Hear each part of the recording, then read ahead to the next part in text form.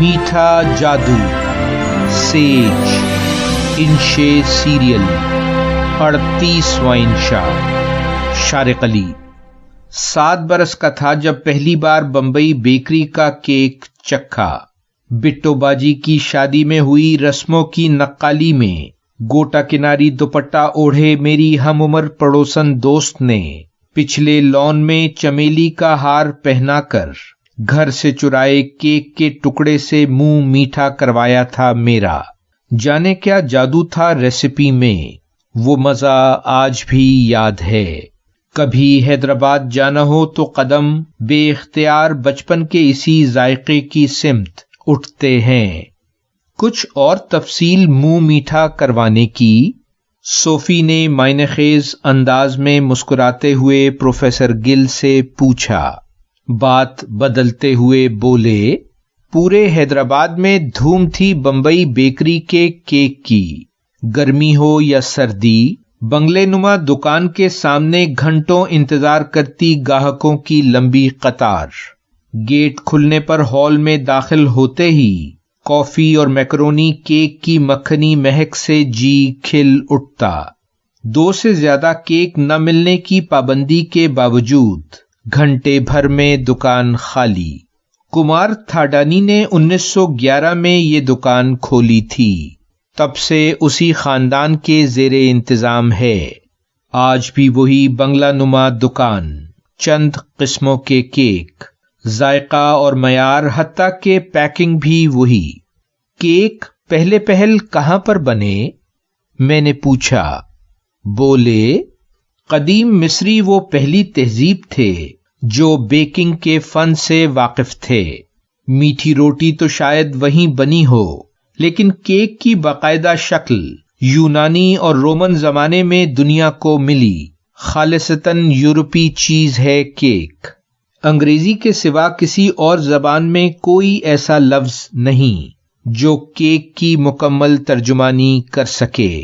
کہتے ہیں وائکنگز نے سب سے پہلے آٹے میں شہد ملا کر کیک سے ملتی جلتی مٹھائی تیار کی تھی۔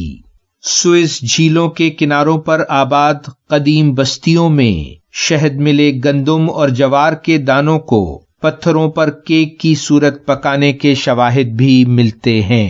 بعد میں انڈے، دودھ اور چکنائی سے اسے مزید خوش ذائقہ بنایا گیا۔ پھر ان میں کشمش اور دیگر میوہ جات بھی استعمال ہونے لگے۔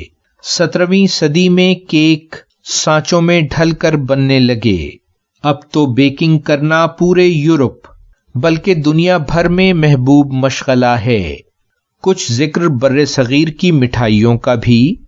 ایلیکس نے ہماری گفتگو میں دلچسپی لیتے ہوئے کہا۔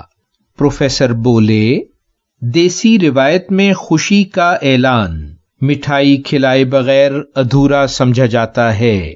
دودھ اور شکر پاکستانی مٹھائی کے 2 بنیادی اجزاء ہیں، مثلاً برفی، اور اسے تازہ کھانے کا رواج ہے۔ اب تو مختلف رنگ، کھوپرے، بادام، پستے، اخروٹ، کاجو یا دیگر ذائقوں کے اضافے سے اسے اور لذیذ بنا دیا گیا ہے۔ صوفی بولی، کھوئے اور آٹے سے بنی شیرے میں تر، زعفران چھڑکی گول اور ٹھنڈی گلاب جامن کا تو جواب ہی نہیں، لیکن رمضان میں گرم گرم اترتی جلیبیاں جن سے دانت لگتے ہی شیرے کی پچکاری نکلتی ہے بھی خاصے کی چیز ہے۔ بعض شوقین تو صبح سویرے گرم دودھ جلیبی کا ناشتہ بھی کرتے ہیں۔ میں نے کہا، پیدائش کی خوشی میں موتی چور کے لڈو اور میلاد یا ختم قرآن پر تقسیم ہوتی سوندھی بالو شاہی بھی قابل ذکر ہیں، لیکن اڑیسہ سے ابتدا ہوئے رس گلے جن کی مقبولیت پہلے بنگال اور پھر پورے برصغیر میں پھیل گئی تھی، تازہ پنیر، آٹے اور شیرے سے تیار ہوتے ہیں۔ مزے کی بات یہ کہ دیوالی اور عید کے موقعوں پر سرحدی کشیدگی کم کرنے کے لیے جب فوجیں اس مشترکہ روایتی سوغات کا تبادلہ کرتی ہیں تو دونوں ملکوں کی عوام کے دلوں میں امن کی امید بڑھ جاتی ہے۔ جاری ہے۔